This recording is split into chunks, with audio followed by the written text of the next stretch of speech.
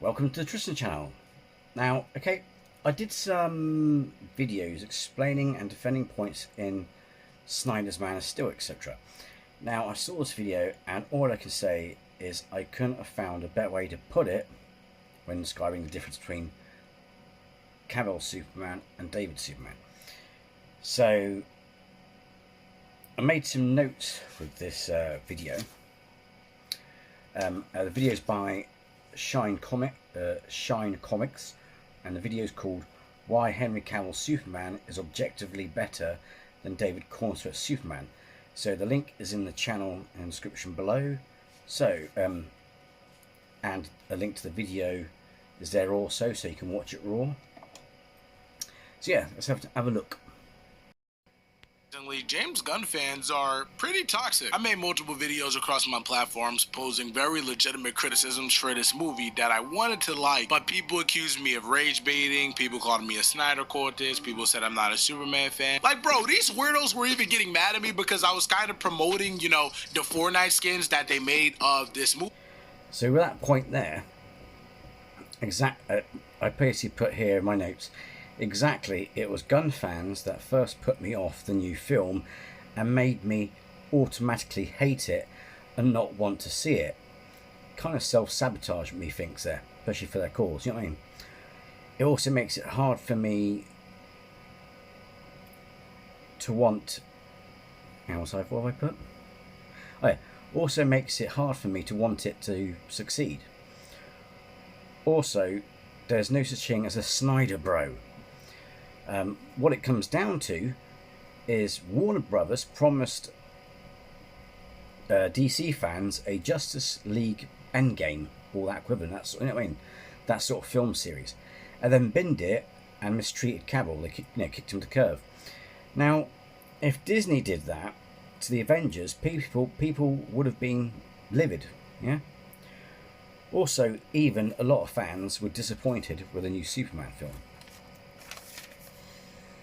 Because they put them in the game and they actually look really cool, and I've never ever complained about any of the designs in this movie. I complained about the bad story, and I told people, hey guys, use code Shine Comics in the Fortnite item shop, you know what I'm saying, when you're buying these skins are cool. I myself bought them, and these weirdos are in the comments saying, oh, so how dare you try to make money from this movie after you were hating on it? That's so grimy and lame. You're making money off a movie that you hated. I'm not making money off the movie, you imbecile. I'm making money off Fortnite, which is why y'all should use my code Shine Comics in the Fortnite item shop. You don't see me getting paid to promote the movie. I'm promoting a video game. I like the skins, I like the designs in the video game. So yeah, just to make them mad, go use my code in the Fortnite item shop. I want to talk about why I think Henry Cavill is a better Superman than David Cornsweet. Now I want to make this clear for you gun gooners who think I have some personal vendetta against this garbage movie.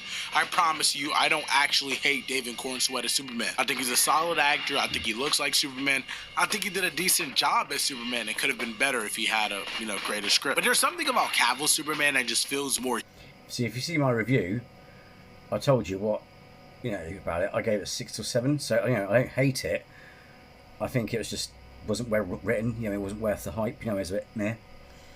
Human. I don't care what anyone has to say about this, but Henry Cavill Superman is far more human than David Cornsweet Superman. James Gunn's Superman to me feels like a god trying to be human. His Superman is good, he wants to do the right thing, but he knows deep down he's a god. And he's trying to be human, he wants to blend in, which is literally why at the end of the movie he goes on an entire rant about how he's just a human like the rest of us, and he struggles and he puts one foot forward, and how he's so relatable and blah blah blah. It feels forced and it feels corny. Like, have you ever heard a person in real life say, I'm just a human, I do all of this? Like, hell no. Zack Snyder's Superman, on the other hand, is the concept of a human trying to wrestle with the fact that he's a god. Cavill's Superman is a regular ass dude. He's human as hell. Anyone who says otherwise didn't watch the movies. He drinks beer while chilling with his mom. He protects a woman being harassed at a bar. He gets angry sometimes and does petty stuff. He is human, but the reality that he must cope with across these films is that no one will ever view him as that. He's a god to everyone, for better or worse. To some, like Batman or Lex Luthor, he's a scary dude who can destroy the world if he wanted to. And to a lot of regular people, he's a messianic angel, a Christ-like figure, a savior, a Jesus-adjacent character sent by the gods to protect the people of Earth. One of the greatest scenes in Batman vs. Superman is a scene of this lady and her family in a hurricane standing on the roofs of their house. The lady is just raising her hand to the sky, smiling while looking up at Superman, who's presented as this shadowy figure blended in with the clouds in the sky. For all intents and purposes, he looks like a god. He looks like a Jesus figure. Many of you simple-minded individuals interpret this imagery and cinematography as Zack Snyder self-inserting his own views of Superman as a all-powerful demigod into the movie, but it's not. This scene isn't portrayed under an objective lens of who Superman is. It is portrayed through the perception of this lady. This is how the lady views Superman. This is her perspective. Now, I wasn't sure what point I was going to insert this into the video, but it was roughly around when he's making this point, and that is the scenes he's talked about. You know, the exact scenes where he saves people. It's like a lot of gun fanatics go, "Oh, he's just aura farming." Do you know what? A lot of actual decent DC fans have said on various posts, "What the f is aura farming?" It sounds like a dumb thing. It is dumb. You know, I mean, it's like they're saying he's aura farming, or acting, you know, like a pretentious god, like, I'm aura, look at me, you know, I'm aura farming. It's like, well, no, this godlike persona, or this messiah-looking aspect to him, right, is not him aura farming or pretending he's a god.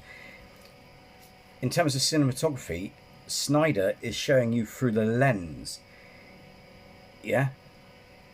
When we see it, like these clips here, like he's going to go on about, we're seeing it through the lens of the person, right?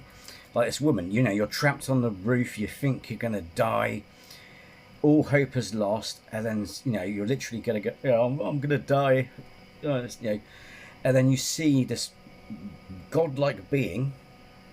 You know, this is not how he feels. This is what the woman's thinking. You know, comes down from the sky like an angel to save her, right? So it's like, so what I've put, I can put my notes here.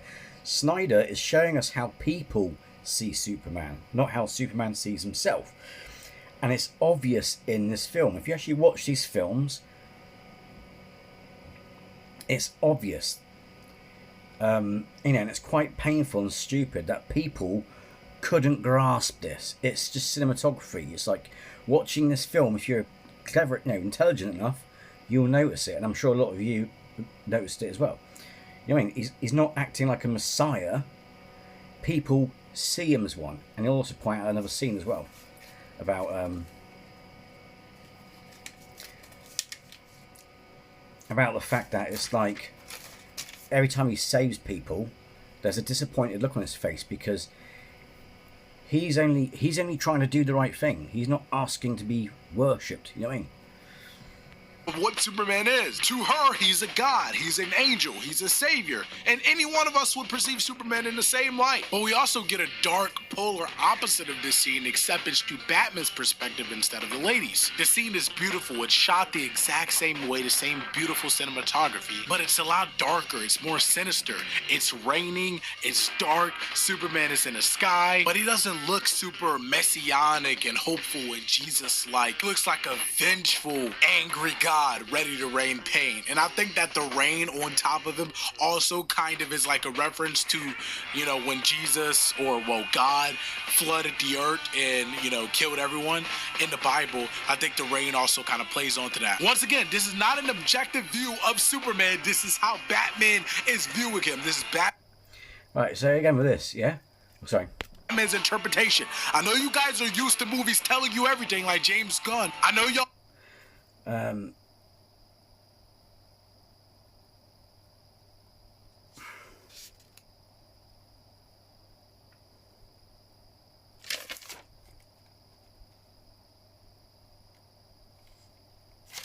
So, with this exactly, right, it's not a dark, brooding, gritty Superman. It's not an Injustice Superman.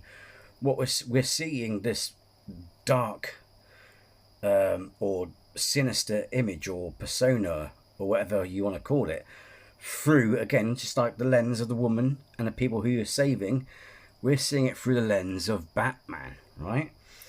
And also to add to that, at the, is it 23 index or I wanted Batman to give a speech. Well, guys, this is how I view Superman, and I'm going to explain to you how I view him. And, you know, because you're too slow to understand Batman's interpretation. I know you guys are used to movies telling you everything, like James Gunn. I know y'all wanted Batman to give a speech. Well, guys, this is how I view Superman, and I'm going to explain to you how I view him. And, you know, because you're too slow to understand for yourself, no, this is how Batman views him, which is clearly shown in a shot. And Cavill's Superman struggles with this because he doesn't want praise, he doesn't want glory, he doesn't want to be God. Maybe. So, yeah, again, so past that point, so exactly, you know, the film just requires some form of intellect. You know, the new film, no offense, but it holds your hand. Manor still doesn't, because you don't need to, no offense, but you don't need to cater to stupid people. You know, you don't have to dumb down a film so people can understand it. You know what I mean? Because it just ruins it.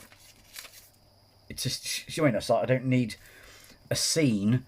You know, there's a lot of films out there that will hold your hand. If you're someone who watches lots of films, especially clever films, I mean, if you watch masterpieces like Blade Runner and things like that, and all kinds of, you know, it's probably not the best example, but you know what I mean, really good, decent, legendary, or even Oscar nominee films, thrillers, crime film, anything that actually has an intelligent process to it. If you've lived your life through those films, you don't need that in a superhero film, in a sense of, you don't need someone to hold your hand and create scenes just to explain why this bit of footage has happened. You know what I mean? You don't need someone to hold your hand. And the problem is, like, the new Superman, in a way, and a lot of the other films quite recently that people have gone meh. Believe it or not, people have gone meh. It's because you've dumbed down the film. You don't need to dumb down the film. I can understand. The thing is, I can understand maybe for kids. That's the thing, you see. That's why I'm saying, you know, I think the new film's good for a younger audience, yeah? But if you're grown up, like, you know, like I said in my review, Man of Steel really is more of an adult film. I'm not saying kids can't, you know, vice versa. I'm not saying that it's really age specific, but you know what I mean? It's like, although I think I'm not being horrible, but I think kids will get it. It's like, the problem is as well, that kids won't intellectualize Superman. They'll just watch it and go, wow, that's cool. Yeah? Grown-ups, we're more picky, right?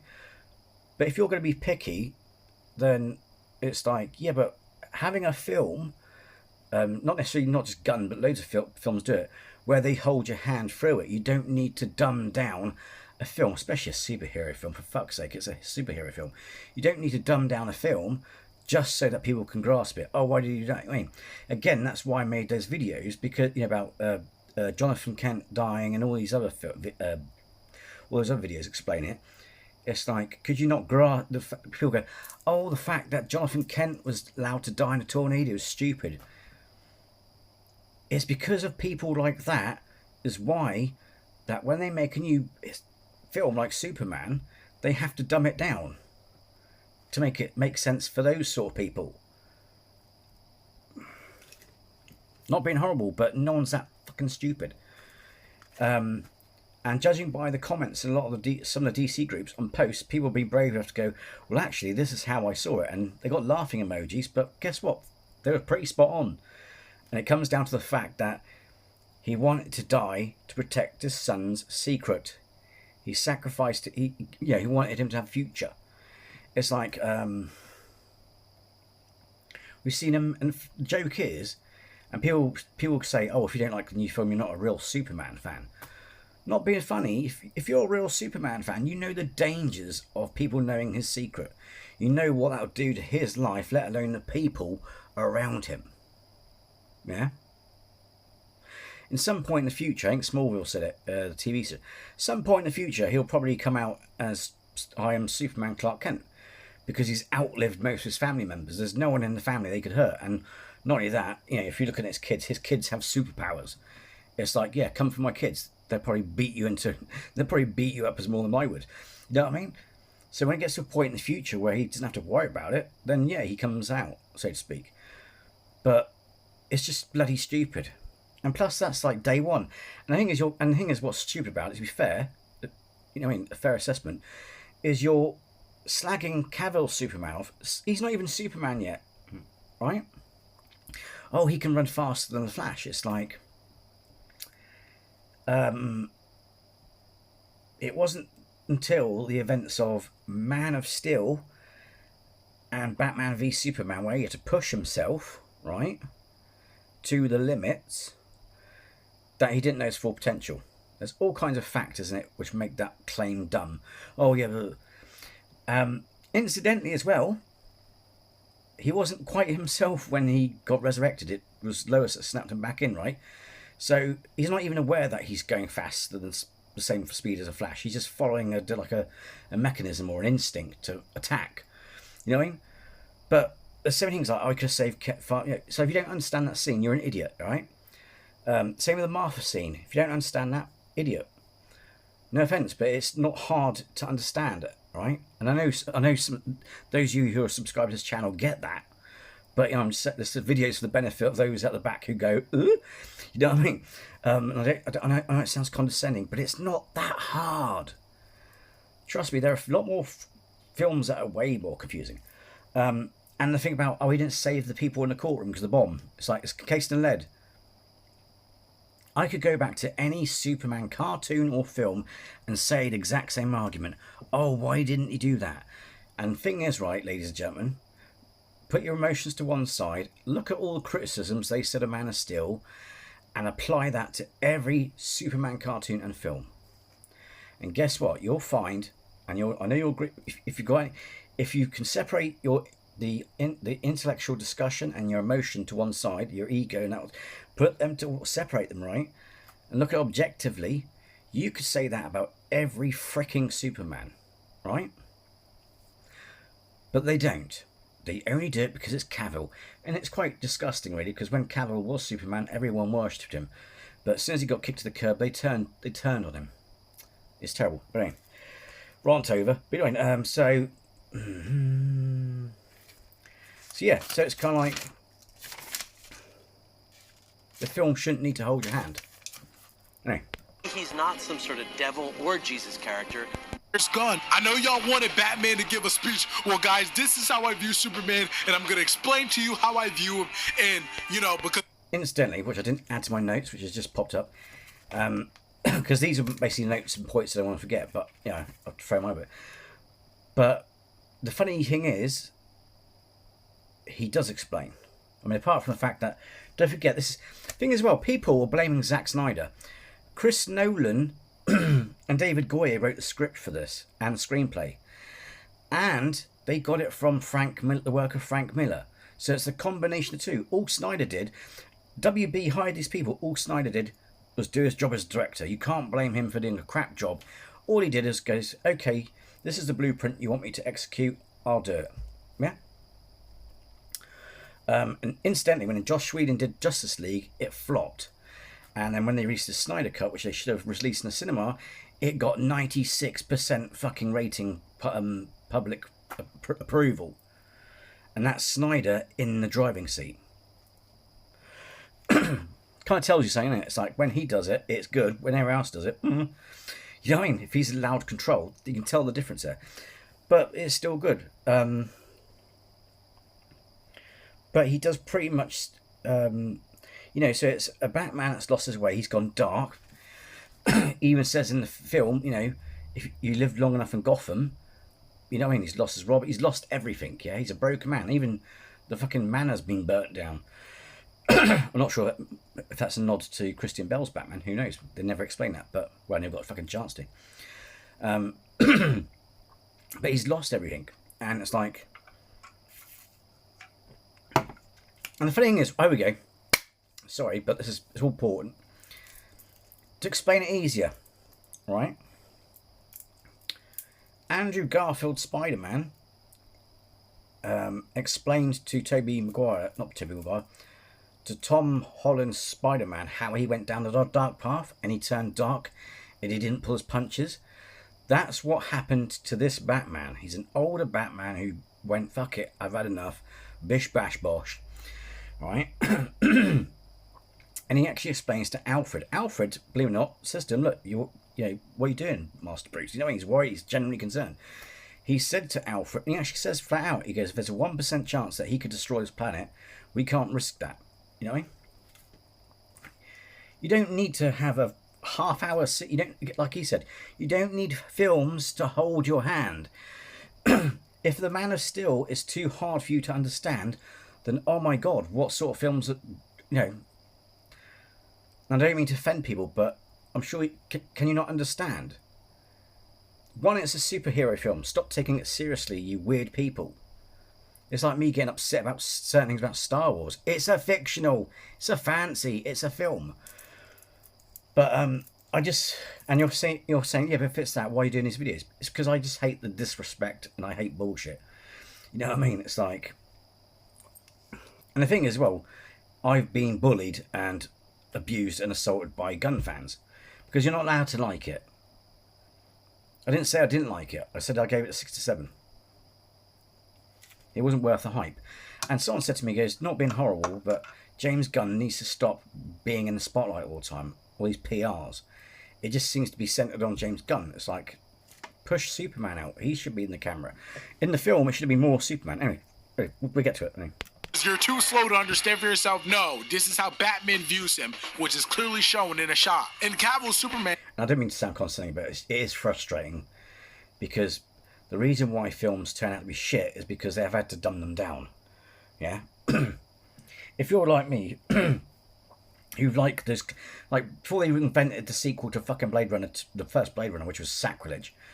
It was a good film, don't get me wrong, but it was sacrilege because it ruined the mystery. Yeah? That thing we loved about Blade Runner, where it leaves you fucking exploring for fucking ages, getting your brain going, is he a replicant? What's this mean? And it leaves that open. That's brilliant, right? Imagine Blade Runner dumbed down. You'd go fucking livid, wouldn't you? You'd go, it's shit. Everyone would be like, yeah, it's so cool, man. It's good. It's just like the original one. It's like, you'll be sat there, wouldn't it, going, what? You've been smoking. You know what I mean? Yeah, and it's just frustrating. It's like... But, the problem is, it's, I don't know. And struggles with this because he doesn't want praise, he doesn't want glory, he doesn't want to be God. Maybe he's not some... Batman's interpretation. I know you guys are used to movies telling you everything like James Gunn. I know y'all wanted Batman to give a speech. Well, guys, this is how I view Superman, and I'm going to explain to you how I view him. And, you know, because you're too slow to understand for yourself, no, this is how Batman views him, which is clearly shown in a shot. And Cavill's Superman struggles with this because he doesn't want praise, he doesn't want glory, he doesn't want to be God. Maybe he's not aura farming. he's not some sort of devil or Jesus character. Maybe he's just a guy trying to do the right thing. You know what I... Also, the thing is, the way I view it as well, right, is it's the way it's, again, screenplay, which is not Snyder, right? Stop blaming. Get Snyder out your head. You know, right? Get Snyder out your head. Again, it's a screenplay, different style of screenplay.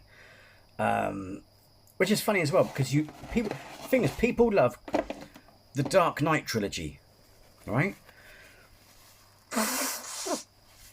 So you hate Man of Steel, but you worship the Dark Knight trilogy. It's the same formula. It's the same style, you spaniels. Because it's written by Chris Nolan. And David Goyer, for fuck's sake. But the difference is, and what I suppose you could say as well, and the thing is, someone did point out that the new Superman has had 3 years to hone his skills. That's why he can stop the kaiju from falling on the building. Although the difference being is, Cavill's Superman would have yeeted that, would be able to yeet that in space. He's still got squished. Anyway. That's going to trigger a few people. But you know what I mean? It's like, he's had 3 years to hone his skills. Cavill's Superman is day one Superman and Man of Steel, right? And the thing is, What I could say to meet them halfway is the new Superman shows you what he does on a regular, everyday basis. He flies in, saves someone. You actually see the process, right? Again, though, you don't need people. I don't need to show you that. There's nothing wrong with me showing you that. Say if I was a director, I don't need to show you that, right? In the sense that the Man of Steel, all that does, like when he catches that thing, or Batman vs Superman, whatever part clip he's got that from. No, it's Batman vs Superman because they're debating what he should do. And you see him lift the rocket or pull the tanker. You don't need to see that extra 10 minutes to see how he saved that boat. You see him doing his job.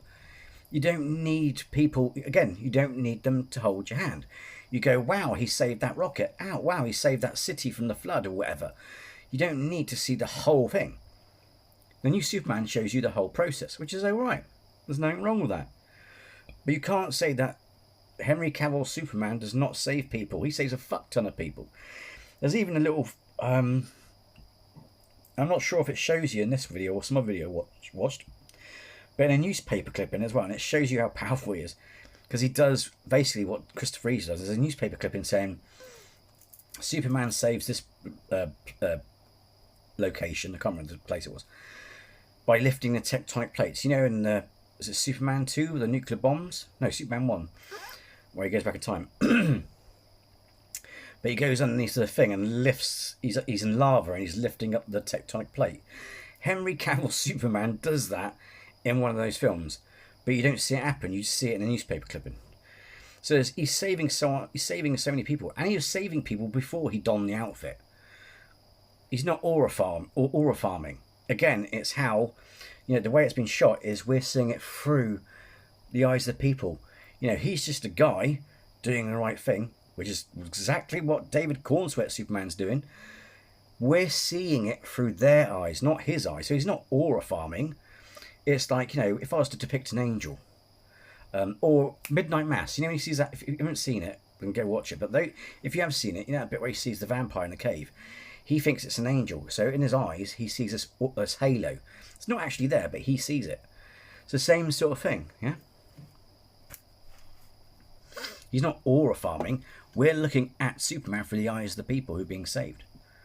Love about that line that you gun gooners are gonna get so mad about. Maybe he's not some sort of devil or Jesus character. Maybe he's just a guy trying to do the right thing. You know what I love about that line that you gun gooners are gonna get so mad about? It isn't Superman who says it. Superman never says in these movies, guys, I'm human and trust me and I'm relatable. It's other people who say it. Superman doesn't have to go on this unhinged rant about how human he is and all of the struggles. No, because what's understood doesn't need to be explained. Other people can say that for him, which we see in the comics. So we don't see Superman always refer to himself as a human and I'm this and that. No, he recognizes himself as an alien, but it's other people who tell him how human he is and views him as human.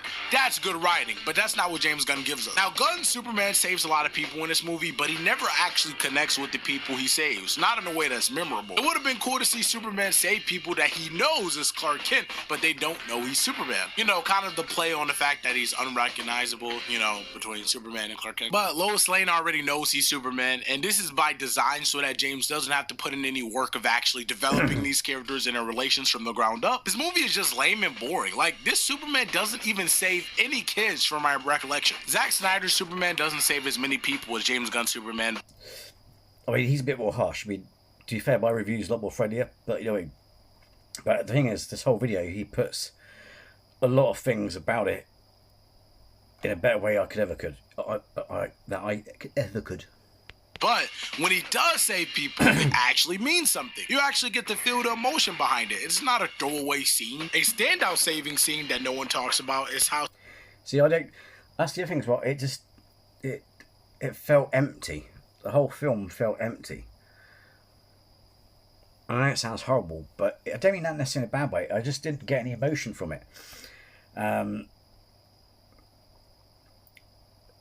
You know, that visual combination, you know, when Superman takes his first flight, and the Hans Zimmer thing, or when you got the speech in the background, Jor-El's speech, a bloody good speech as well, in the background, and you got Hans Zimmer going, doo-doo, doom, doom, doom, doom, doom, and he goes towards the ground, and the ground starts getting disturbed, and then he goes boom, doom, and the music, the score, everything about it gives you goosebumps. When I go back and watch it, I get goosebumps. I actually feel like, yeah, man, this is fucking cool, or I have an emotional response to it.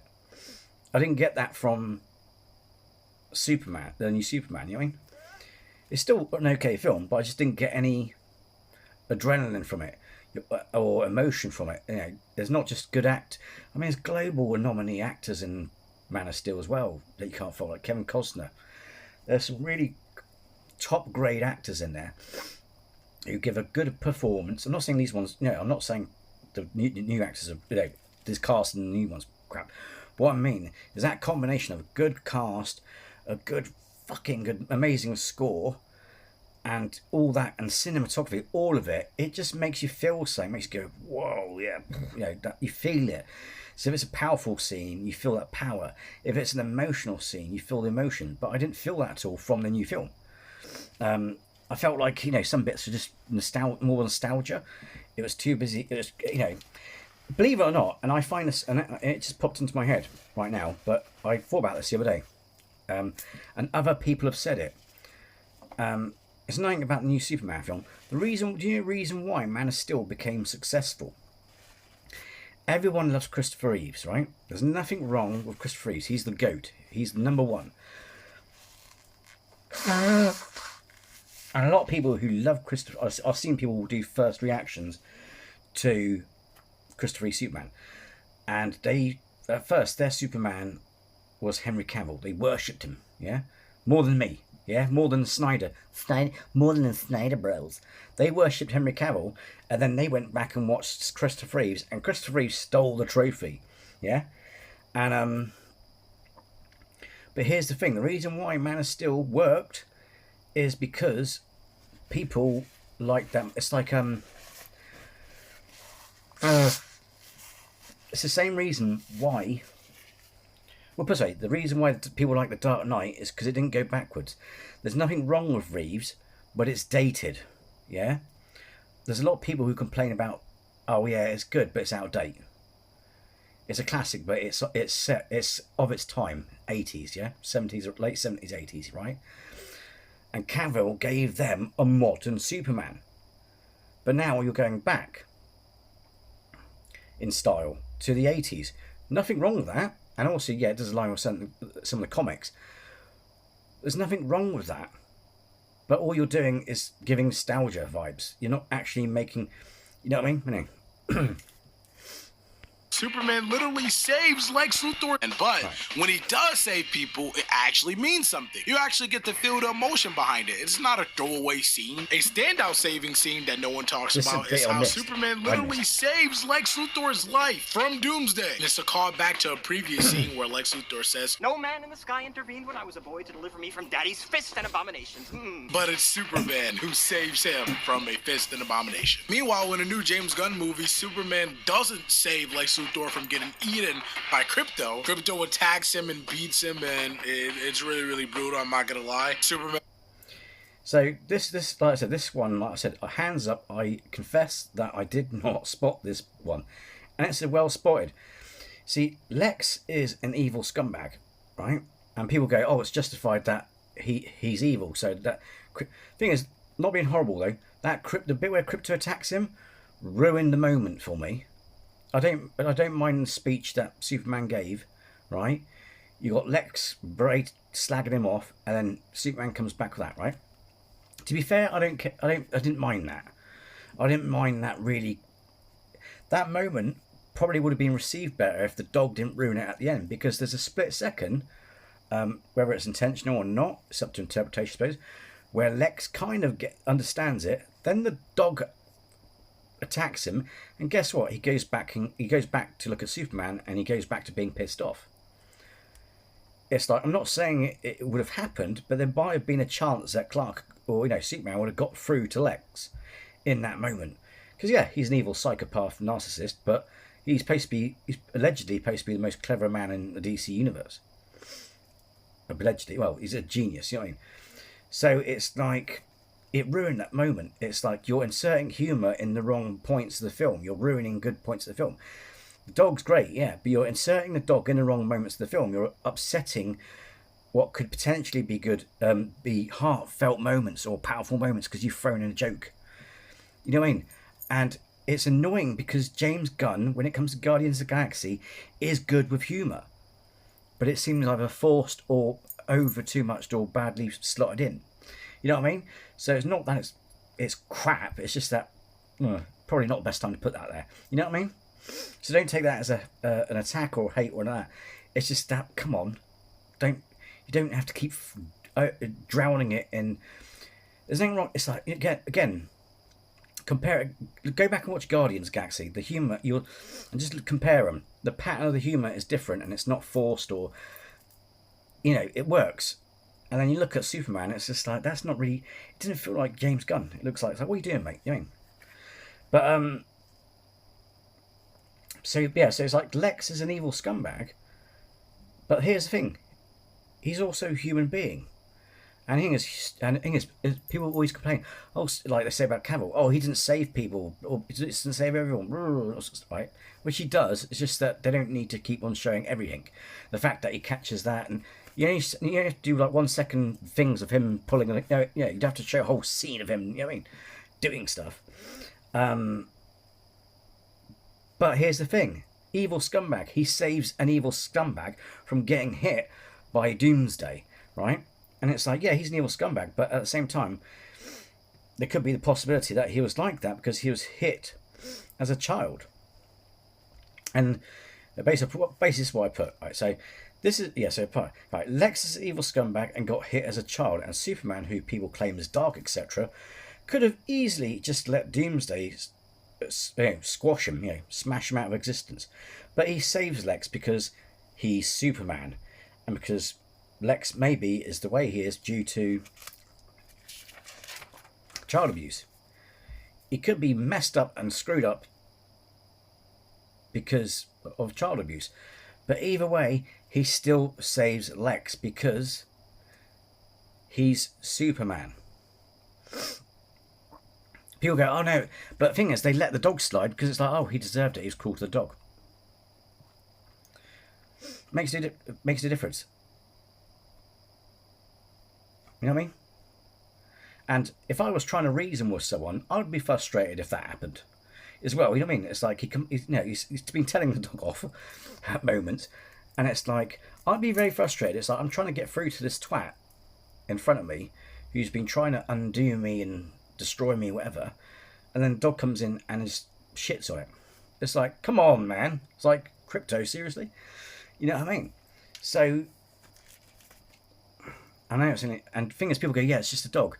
Yeah, but it's a dog that's probably got, what's the bites measured in? Is it PSI? But Crypto could probably break through, chew a ball made of titanium or something. You know what I mean? But it's like, oh no, just let the dog ravage you.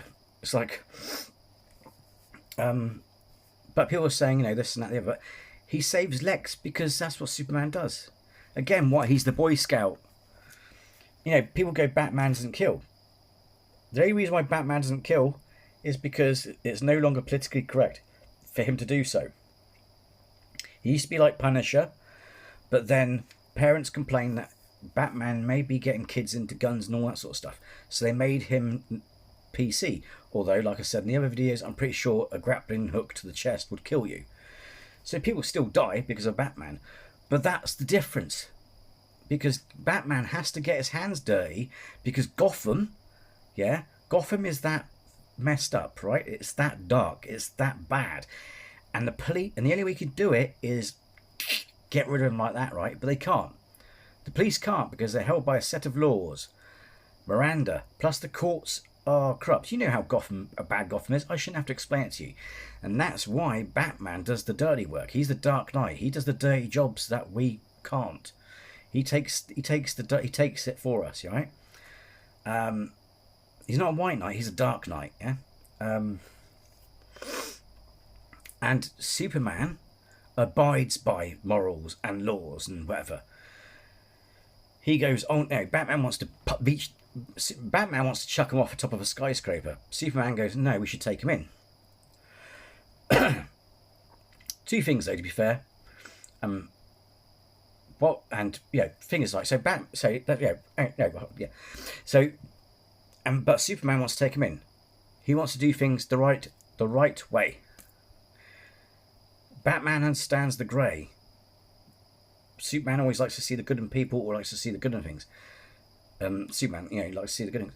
So he wants to take him in. So that's why he's called the Boy Scout. He's a goody two-shoes in the eyes of Batman. Batman knows, oh, this guy's so naive. It's like they're going to get out of jail 5 weeks later, or because the courts are corrupt. Mind you, saying that, there's one thing that they kind of leave out in the comics as well. When you think about it, when it comes to writing, is surely by now in the comics, the fact that Superman exists is the final push on the thing, right? In terms of like, Superman may be a wonderful guy, but it's funny, isn't it? The criminals don't stop to think, oh, we're going to escape thing. It's like, oh yeah, what about the Batman? Or no, you don't get you don't get Joker. I mean, Joker's insane. No, not Joker, because he's insane. He'll do it. But when you get some intelligent criminal who goes in prison, right, and an Arkham prison, whatever, and they go, so you're not escaping with us? And he's like, no, because you're afraid of Batman. It's like, well, no, it's not the Batman I'm afraid of, because if he doesn't get me, Superman will. It's like, you've got Superman in this universe. The world knows about Superman. He's not just stuck in Metropolis. You know what I mean? So to be fair, all films and comics leave that out. It's like, surely that's incentive enough to just stay in jail. So in a way, when writers come to Batman, surely at that point, by now, they should all be thinking, maybe you're right, maybe I should just hand them in, because like, why would they be stupid enough to try and escape prison when you've got someone who's in like an indestructible god? You know what I mean? It's like, but anyway, so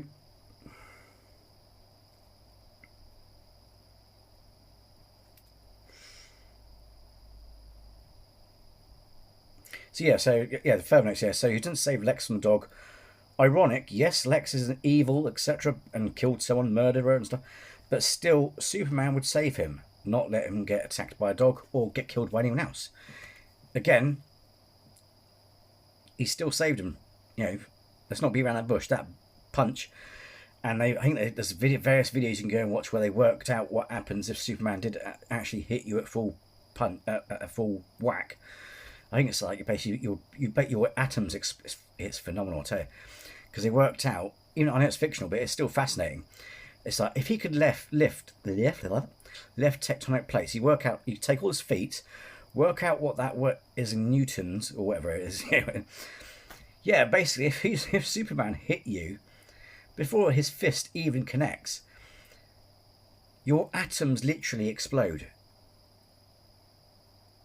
I'm not sure if you can even put that on film. It's not that it'd be gross. It's like, how do you film that? It's fucked up, isn't it? Your atoms would explode. Because they've got the amount of force as well. I mean, the amount of force he has to put not into crushing something or taking off a door handle is phenomenal. But yeah, you know what I mean, though? I mean, when Dean Cain's Superman just flicked a guy. Oh, don't go dark on me. It's like, you would have to go, you know what I mean?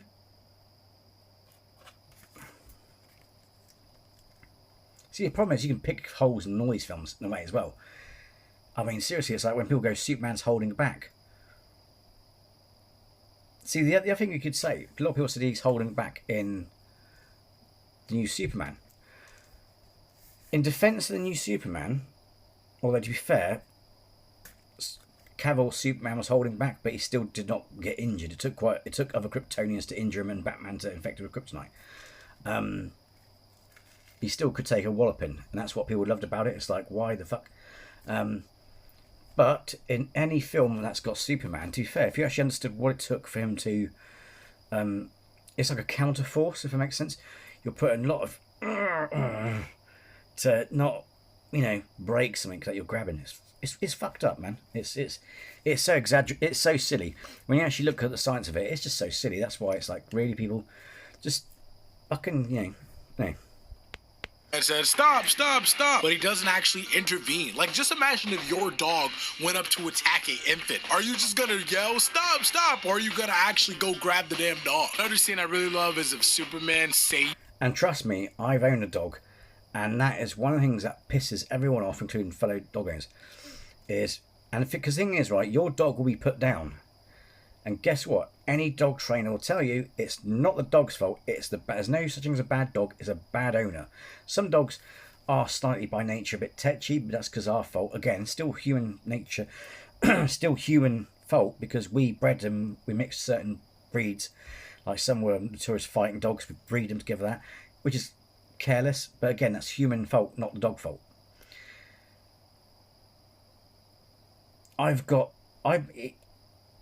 That's why you should always keep your dog on a lead. You should always keep your dog on a lead because that way, at least legally standing, you look more responsible because you got the dog on a lead and you've told them, look, my dog's a bit, you make sure your dog's all right. If your dog's a bit, you go, could you back off? Yeah.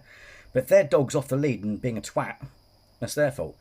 But yeah, it's like a responsible dog owner would not let, it may sound silly, but it's quite.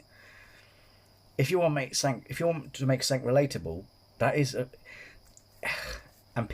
they're trying to appeal to dog lovers in this film, right? If you're a dog lover, that will probably irk you, especially when you take your dog for a walk. It's like, yeah, but if a dog owner did that to me, I'd be like, can you put your fucking dog on a lead, you twat. Superman said, stop, stop, stop. But he doesn't actually intervene. Like, just imagine if your dog went up to attack an infant. Are you just gonna yell, stop, stop? Or are you gonna actually go grab the damn dog? Another scene I really love is of Superman saving a woman from, a house that's on fire. And, like, he looks so happy. He has a smile on his face while he's saving her. However, it's until a bunch of people start crowding him, putting their hands on him, kind of worshiping him like a god, that's when his face changes and he gets visibly uncomfortable because See, not aura farming. Again, that's just whoever invented that term should be like slapped silly because it's just a dumb expression, isn't it? But look at his face. He's not going, "Oh yes, look at me." He's like, not a god, he's a guy who just wants to do the right thing, which the movie constantly repeats to you numbskulls. And personally, my favorite scene, probably the best scene ever in any Superman movie, in any comic book movie of someone saving someone, the scene of Superman saving Lois. And I believe the straightest path to Superman is a pretty little road called Lois Lane. Huh? She's falling? She's about to die? But she's falling and then... That's how you do it, bro. Look at her face. She's just like, everything's gonna be alright. Bro, Henry Cavill is so handsome. Like, this is how you do Superman. You see that flying scene? Like, this looks real.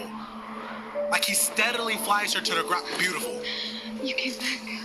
And Cavill's handsome face, it's just, oh my goodness. I love me some Amy Adams, too. That's how you do Superman. That beautiful score. Done. Done. Now you're like, I'm about to go get that bastard that was with my girl. Come on, let's go. Wow. That's how you do Superman. I know you weirdos are gonna cry, but it's like just think about it though. And this video might get demonetized for me even including all of this, but I don't even care because like, look, she's falling, but then his head just pops in here. His head just pops in. It's like, you thought she was about to die. You thought she was gone, but nope, he's here. That beautiful score. You see how the score switches? Like, it's like, it is like, once he shows up.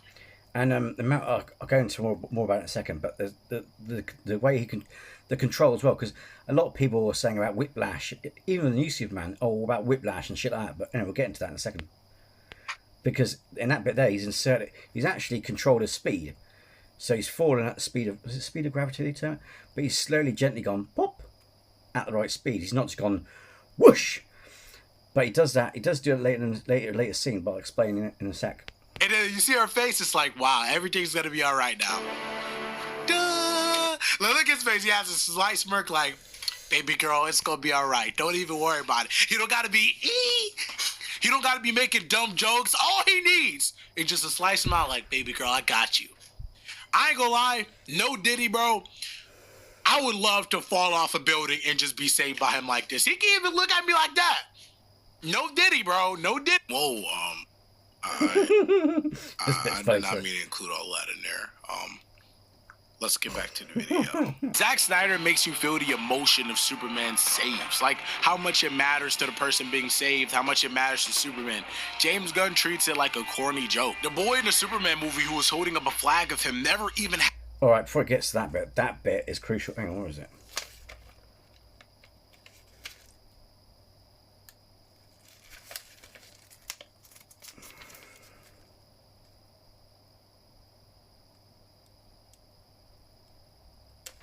Oh, actually, right, quite a bit.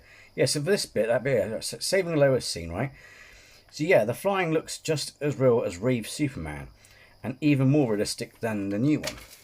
It's saying I think even a lot of gun fans said they don't like that sort of like camera of his face like that. It's just too much. It's a particular style that irritates people. It's not necessarily Superman in the film; it's that style. With Cavill, the flying looks real, and he even creates sonic booms when he flies through the sky. You don't get that in the new film. It's like he would be creating sonic booms. In fact, when he goes up or something, he go boom boom because he breaks the sound barrier and then he goes hypersonic. When he flies super fast, but it's so real and graceful, you forget it's a green screen. The new one a lot of the stuff in the new one looks too CGI. Also, he didn't show it in this, but there's a scene which is quite clever that people overlook. I think I saw it on a YouTube short. Someone pointed out. I thought, exactly, mate. And that is when Cavill saves a soldier. You know, in the fight in Smallville, when he falls, he's going at top speed and he catches the soldier before he goes splat.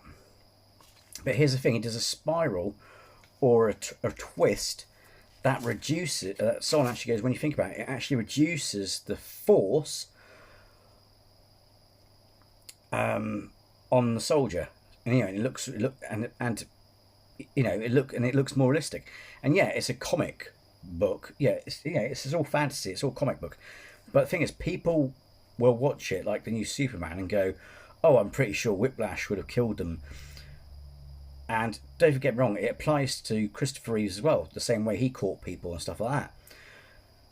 But the thing is, the difference between the new Superman and Man of Steel and Reeves is Reeves you can let off the hook because it's dated in terms of special effects and stuff. There's only so much you can do, or they could do with wire work and stuff like that. You know what I mean? So yeah.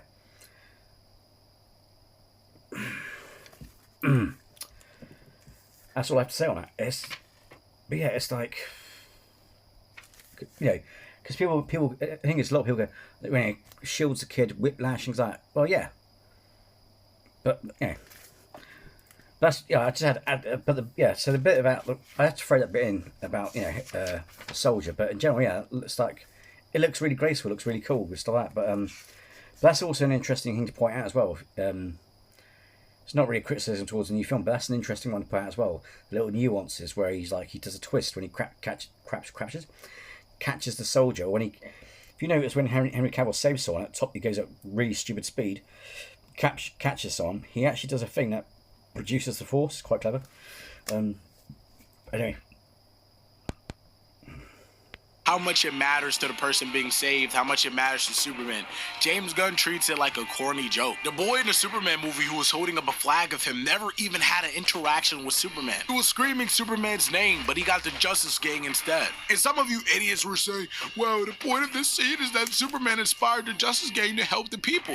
And I'm sorry, but you're just dumb for saying that. That point could have still been emphasized without Superman abandoning this kid who clearly idolized and needed him. James Gunn could have at least had a post-credit scene while Superman visited this kid's family and said, hey, sorry kid, I'm sorry I couldn't make it to save you earlier, and they had a conversation. You know, that would have been an awesome character moment that I would have praised, but we got drunk Supergirl instead, I guess. See, so when it comes to saving the kid, I've got to make sure where my notes end on that one. Right, so that would be really... Hang on.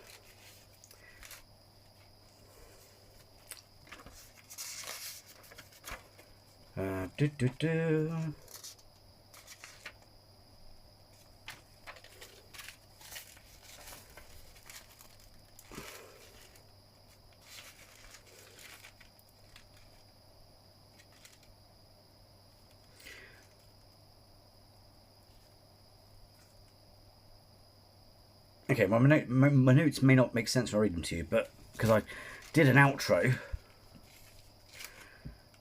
Well, I did a conclusion and outro. Okay, fair enough. But yeah, so when it comes to saving the kid, right?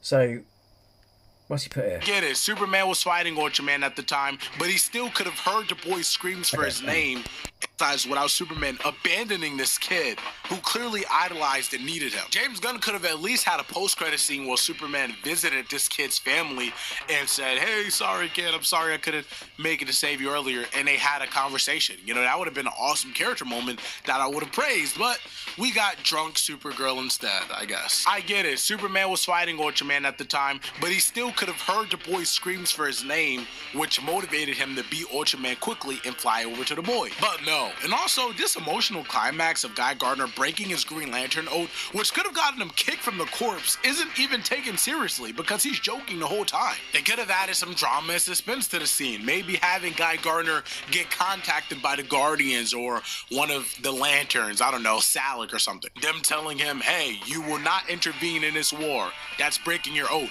But Guy Gardner says, nah, I'm sorry, but I gotta do the right thing. You know, a friend told me that I should stand up for the little guy or something like that. I don't know. And then he hangs up on him. And this perfectly sets up Lanterns where we get to see Guy Gardner deal with the consequences of his actions, of breaking his oath. But no, because that's too much character development, too much seriousness for James Gunn. And back to the boy not getting saved by Superman, like that's, the fact that they didn't have a single interaction, like it's so crazy. Just imagine if in The Amazing Spider-Man 2, the boy in this film that clearly is a fan of Spider-Man, and at the end of the movie is about to risk his life to fight a rhino, ends up being saved not by Spider-Man, but by Iron Fist or something. Like, that makes no sense, but that's what James Gunn gives us. To be frank, The Amazing Spider-Man 2 isn't even really good in terms of story, yet this moment, this scene, and this ending is one of the greatest in comic book movie history. Or we could even break up the Superman comics. Imagine if in Superman issue 705, which we have a story about a kid who's being abused by his father and his mom is being abused, and it's a very messed up situation. This kid is a fan of Superman. He's being abused by his dad and he stands up to his dad. Just imagine if instead of Superman saving him in his comic, like how it should have been, I did actually, but my problem is I did actually write time indexes for this thing, but yeah. In the movie, imagine if it was just like Guy Gardner who came in and said, you got an upgrade, kid. And once again, this is happening in a Superman comic. Superman is the title, not Guy Gardner. And then once you critique it on whatever circle y'all like to critique, YouTube, Reddit, whatever, people say, well, you're just an idiot. Really, the story was about Superman inspiring Guy Gardner. Hey, I don't want to fucking see Superman inspire Guy Gardner. I want to see Superman stick it to this asshole who's abusing this kid. Like, I don't see. So basically, I'll intervene here. But so it's like, so basically, I put exactly this is a solo Superman film. When we saw the trailer with the epic music and that clip of the kid holding the flag up, right? So the epic music thought that when the kid held up that flag, that Superman was going to come in and save him. There was, to be fair, no excuse. Yes, he'd just been fighting Ultraman, but he had no problem speeding to the fortress to see the break-in, and no problem speeding his way very quickly to Lex's office to check in on his dog. If this was Snyder Cavill's Superman, would have been there in a heartbeat, and because of his commanding presence, all he would have to done is just land there in front of the tanks, and the attacking army would have gone, fuck that. You know what I mean? But it's like, you know, the new Superman was around, and the thing is though as well, it's like the new Superman was around for 3 years, and no major player in this universe pay or treat him with any respect. He doesn't give off that vibe that Superman has. You know, for example, it's like, do you really want to do this sort of thing? You know what I mean? It's like, David is a great Superman, and I like him. It's just directing is meh. It's like, you know, yes, Gunn's trying to show the new DC world, but the problem is, from day one,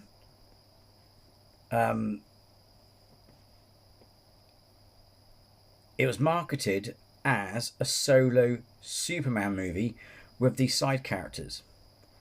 It's like, I like Multiverse of Madness, but people complained, and I do see where they come from, that the other characters were getting too much of a spotlight. Spider-Man No Way Home did it better. You know what I mean? It's like it had all these other people in it, but it didn't encroach on. It's still Tom Holland's Spider-Man film, yeah. So it's like you market it as a solo film, but it came across as an Arrowverse episode. You know, an Arrowverse crossover episode. It didn't come across as a solo Superman film, which is what they marketed as. You know, you were trying to sell your Superman, yeah. If you're trying to show your Superman, and he should be doing all the work. You know, if you want to inspire the Justice Gang, you know, at the end of the film, you have a battered and bruised Superman. Despite public hate that happened, defying all odds, you know, he flies to the war zone and saves the kid. Also, it boosts the video exposing Lex, because the Krypton message, the message from Krypton, still says he's here to conquer. So there'll still be mixed up, you know, mixed vibes going. Yeah, I mean, don't get me wrong. The good. Sorry, I'll finish next. That's it. People would be like, why would he save the kid after we all turned on him? Because they did. They all quickly got out, spin a dime, just went fuck it. They went. You know, they went from. Oddly enough, this film. Oh my god. Another point I never wrote down. This film, the people in this film act like Henry Cavill. The people in this film act like Man of Steel fans, or the so-called Man of Steel fans. How quickly they've turned on him over the years, despite the fact he didn't do anything wrong. You know what I mean? It's like you used to love this guy. Now, not all Man of Steel fans. I'm saying, you know, this group of people, they are like the people in the film. So yeah, it'd be like, oh, why would he save this kid? Why is he still being a hero after, you know, we all turned on him? You know, he must be the hero that we love. But you know what I mean? It's like, so yeah, it's like, it would have helped with the explosion of Lex. Again, you're selling it as a solo Superman film, and when I saw that trailer, I was hoping that it would be Superman. You know, because it's supposed to be, you know, it's supposed to be Superman. It's like that bit in the trailer. Da, da, da, da, da, Superman. You've showed everyone that clip, right? Everyone's hoping that there's going to be some epic do do do do do do do do, and he comes in and saves the kid. No, you get Guy fucking Gardner. There's nothing wrong with Guy Gardner, but it's a solo Superman film. You've messed up a good moment. Sorry. Care what you say, Superman in the comics would have saved that boy. There's no ifs, ands, or buts about it. Am I nitpicking? Am I harping on it? Sure, but that's because it's literally a main plot point of the movie. This will be my last video on this movie because I'm tired of talking about it, and it's just not very good. Like, I'm not asking for the movie to be black. Thing is, in his defense and in my own defense, people go nitpicking things like that, but that's what not all gun fans. Trust me, I've seen a lot of gun fans who don't like the new movie. They love Guardians of the Galaxy, but they're like, oh, what you've done here? What's he done here? They kind of liked it on second or third viewing, but again, it's not worth this. They still say it's not worth the hype.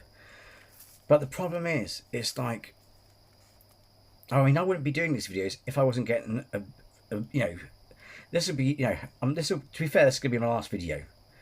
If I'm going to do a DC one, it's going to be about the mythology or something, you know, or if I start liking this new, you know, don't get wrong, I do like David Cornsweet and things like that. You know, like if I ever do another DC video, it's going to probably be about Easter eggs, you know, that sort of trope.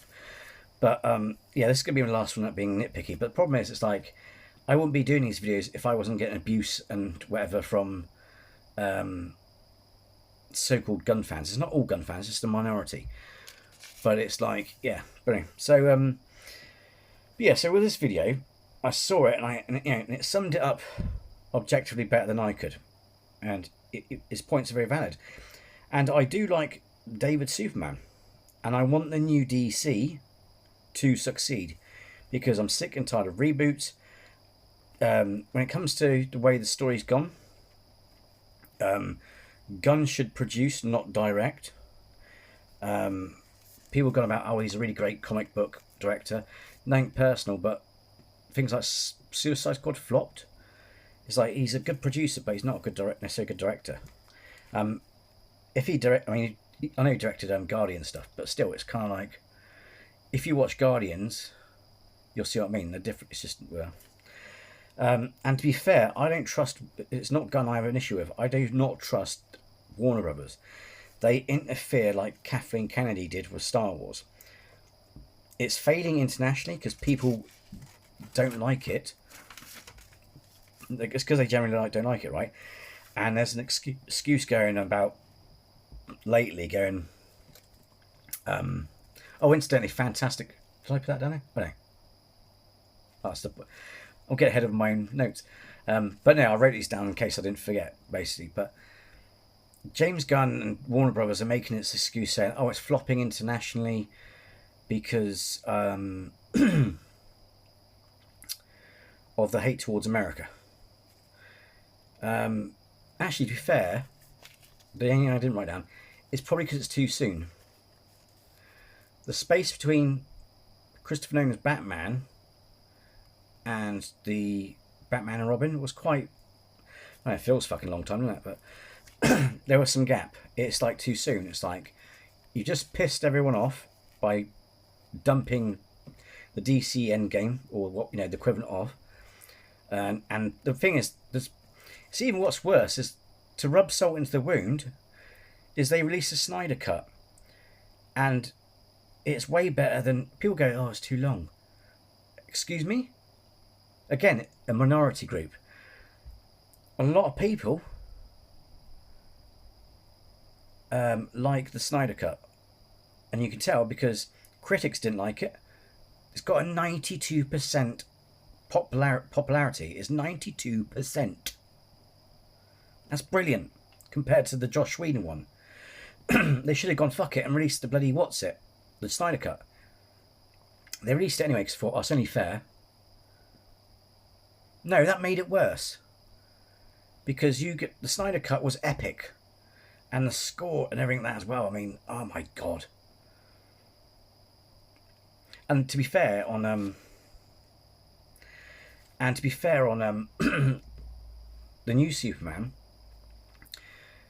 Cavill Superman, in another good way I can sort of bridge the gulf, make it fair on everyone.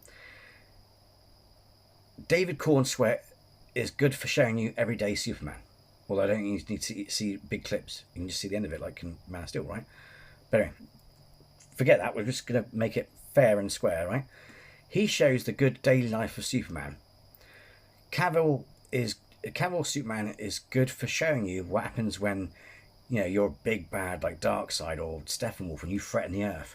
And it's like, yeah, baby, I don't have to hold back anymore. Bang. Because he says it in the new film, and it goes, about cardboard. The world is made of cardboard.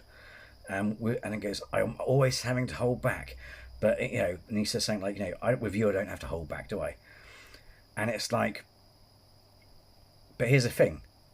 There's nothing wrong with that scene. It's good because it illustrates the newer generation, the difficulty that Superman has. But here's the thing. Cavill Superman does both worlds, but without saying it. You know what I mean? You're doing it again, Tristan. But no. So for me, you could say, and we may see it. I bet you people are going to complain as well when they do it today. I bet if they did it to David Cornsweet Superman, they'll suddenly turn and whinge about it. They go, ugh. It's quite funny because people complain that he's too overpowered, and then they nerf him, and then they complain that he's been nerfed. It's like you can't make people happy. You know what I mean? So, but the thing is, David shows a good example of everyday Superman, and Cavill shows you what it's like where in a really an epic way. I mean, I'm sorry. I mean, I can't believe Flash running back in time got an award. That's not the most epic scene. The epic scene is when they're all like, "Oh, we're going to get owned," and then, you know, Cyborg is like, "Oh my god!" It's like, "Where the fuck is Superman?" And the acts come. I mean, I've seen the reactions. I've seen the crowd footage, everything. I see, and people fucking loved it. Where the axe comes down, and goes boom, not impressed, blows it, and then he doesn't exert. He didn't go boom instantly. He just goes, just levitates, and you have the epic score. Dun, dun, dun, dun, dun, dun. Again, fucking film's got epic score. The music didn't quite fit the new film. I mean, if you got Hans Zimmer to do the score, and you're still gonna have punk rock, you can still have that light, cheerful music in it. But fuck me, if you're gonna have Richard Donner, is it not Richard Donner? If you're gonna have John Williams music in there, go the full hog, mate. They did in Justice League when Batman did the swing. They did the when he's fighting the Flash, right, in the Justice League, right. Throw some fucking Hans Zimmer in there, man. You know, when it gets to the bit where he's like, this is Superman being serious now, he needs to save people. Kick the fucking Hans Zimmer in, or any other composer that's just as good as Hans Zimmer.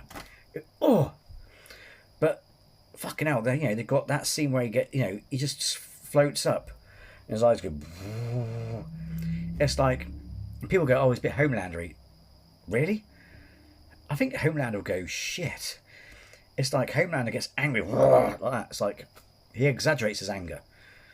Henry Cavill wasn't angry, but it's just like if you're a big bad and you're invading Earth and you just see him casually go, it's like, oh, I'm gonna get owned, aren't I? You know what I mean? But that scene, it's fucking epic, man. Really? Jesus. So it's like Cavill Superman for me shows what it's like if Superman went, I don't have to hold back here. You know what I mean? And he shows that, and it shows it in a epic way. You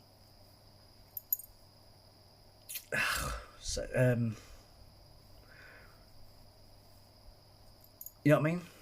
There's something I was going to say about David one that's going to align with it. But, yeah.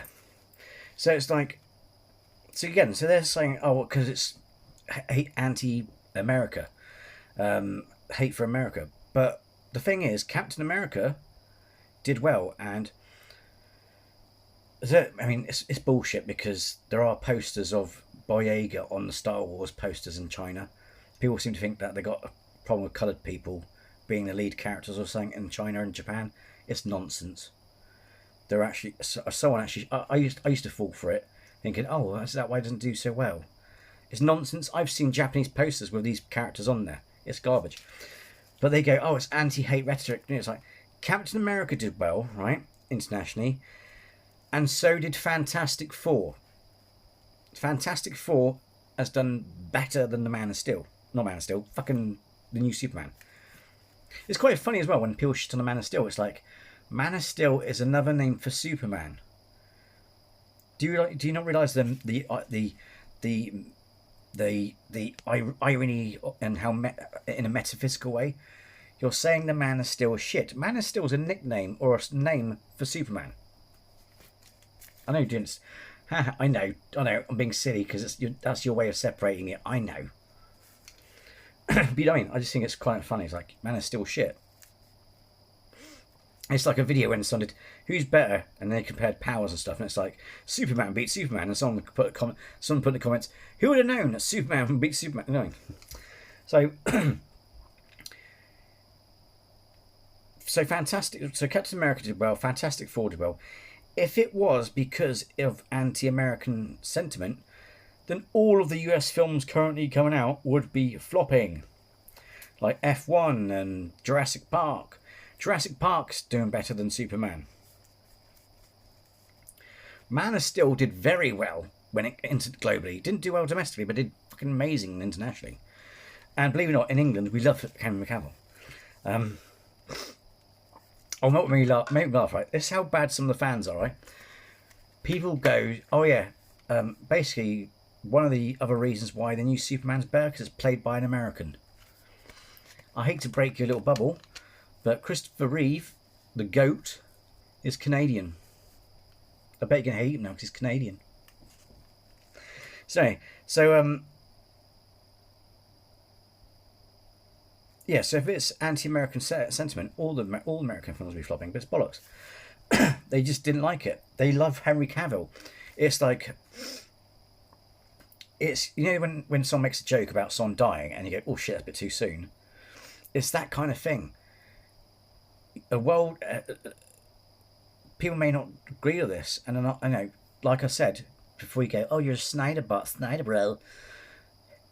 Christopher Reeve is my favourite Superman. In fact, on my ranking, I put Henry Cavill in at number 3.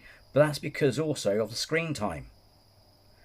I put Christopher Reeve / Brandon Roth. That's only because Brandon Roth was playing the same character, the Incarnation, right? So, Christopher Reeve, Roth, Tom Welling, Henry Cavill. Right? And then all the other ones. But that's because it's also based on screen time. Yeah? But everyone did love Henry Cavill's Man of Steel, Superman. And the other thing as well, it's like, people said it, in all fairness, and I think I said this in another video, it's silly comparing profits because ticket prices are a lot more. You've also got fans as well seeing it more than once. So I could easily get all picky and go, oh yeah, it's only going well because you lot keep going back and throwing your money at them like some stripper. You know what I mean? But it's, you know what I mean? It's ticket prices. I mean, fucking hell. It's quite funny as well because people go, oh, but people didn't go to watch Black Adam. It's not because people didn't believe in the Black Adam film. It's because we just came out after COVID. Some of you, I want to know. Can I just say, where do you get your money from? If you think that money wasn't a thing, or the situation wasn't a thing, because in the UK we got hit hard after COVID. Loads of prices of loads of things went up to stupid proportions. So it's like you're asking us to go to cinema after COVID, where we can't even, you know, some people, we've got food banks in the UK, for Christ's sake. Of course, Black Adam's going to flop. You're charging X amount of prices for tickets that people can't afford because of COVID, you idiots. So, but yeah, so again, it's like, of course it's going to make more money today because of the ticket prices. But the funny thing is, on lots of groups that have been hating on Cavill and Man of Steel and Snyder, right? On the votes, social media votes with the hearts and stuff. On social media, the world still loves Cavill Superman. Yeah, and also everyone's a lot of gun fans. To be fair, a lot of gun fans are getting excited because here's the difference as well. This makes me laugh. You hate Man of Steel. You hate Snyder. James Gunn and Zack Snyder are best of friends. They have the utmost respect for each other and each other's work. And guess what? James Gunn recently came out and thought, I mean, I could argue that why he could have cared and all that sort of stuff, but James Gunn came out and said Warner Brothers did Cavill dirty, right? So basically, yeah, on social media, people still love Cavill on the votes. They still love him, and you know, I hope that James Gunn gives him a good role, casts him as Batman, because in general, WB messed up, getting rid of Cavill altogether, and that didn't go down well. That's my notes. And here we go. So Black Adam, I mentioned Black Adam, and stop blaming The Rock. He is just an actor. WWE is a different matter. He's actually on the board of directors, so yeah, he has some power there. Hang on, I'll finish this a second. Right, so I had to continue it through thing, but yeah, it's like, so stop blaming The Rock. He's just an actor who has no power. Everything like when Cavill was going to come back and all that was greenlit by Warner Brothers. The fans wanted Cavill back. Warner Brothers panicked, and so we got a cameo in Black Adam.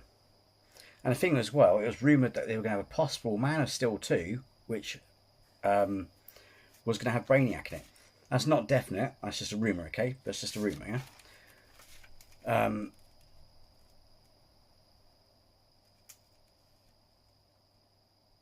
You know, so they panicked and said, yeah, we'll get Cavill back. So the thing is, like, so with all sorts going on as well, you know, you could say they're panicking now. It's like, yeah, panicking and say, yeah, we'll get Cavill back in some capacity. So the thing is, if you're going to get Cavill back, if so, give him a decent big part. A lot of Gunn fans, believe it or not, I can see how it works because they showed the animated series of Batman, and they look a bit like brothers, don't they? Which kind of works. Kind of takes the joke of, oh, they look like each other. You know, you turn that thing into a thing. Yeah. So it's like, you know, Gunn fans say Batman, you know, and he's also the right age. Yeah, because but what I've got here is Gunn fans say Batman, and that could work because he's perfect age for Gunn's Batman, and he and David look similar, which is funny because in the animated series, Clark and Bruce do look like brothers. So, and also he's the right age for the Bat family and stuff like that. He's just the right age, So, and it's like, if you really do love Cavill and have that much respect, and you think he was done dirty, what better way to repay it? It's like, fine, he's gonna be our Batman, and Warner Brothers will be like, I ain't gonna say anything. But anyway, so, you know, I just wanted to share this video with you, and like I said, it does go more objectively. It says it more objectively well than I could have put it. And, you know, I hope this will be the last video I find myself having to explain this about Cavill, Superman, Snyder, Superman, whatever, to people. And all I ask is, just like James Bond, respect the past and embrace the future. And when it comes to Snyderverse, show some sympathy. Don't hate or attack. Understand that these fans, and they're not Snyder Bros, they're just fans. Yeah? Some of them, you know, for them that was their Batman as kids, yeah? Their Superman, right? Understand that they, of that time, there, bearing in the age and all that stuff, understand they had their end game taken from them. And all they wished for was a decent send-off, decent closure. Jason Momoa got one in Aquaman 2. Cavill and the others deserve a decent send-off. That's all they're asking. That's why they are angry and upset. If Disney, like I said earlier, if Disney did that to Avengers, people would have lost their shit. And despite its flaws, at least Marvel gives their characters a decent send-off, or a heroic send-off, yeah? But it does make it hard to want to like the new Gunverse, or want it to succeed when it carries with it toxic fans. But yeah, so anyway, I'll leave it there. But like I said, don't take what I say in. I'm not, you know, I may come across a bit of horrible, condescending, and I'm not. Okay, so, but yeah, like I said, that video does it a lot way better I do. And the thing is, again, people will go, people who understand will go, I understand, it sucks, move on, which I have done, right? But there's an interesting thing, right? And because it's not about this is not about me really. It's about people who still love the films who get picked on the way. And it's like, yeah, but these other people are not moving on. You know, they're getting bullied and attacked, and it's just stupid. But anyway, enough of me rambling. But anyway, thanks, Fortune. Take care. Be well.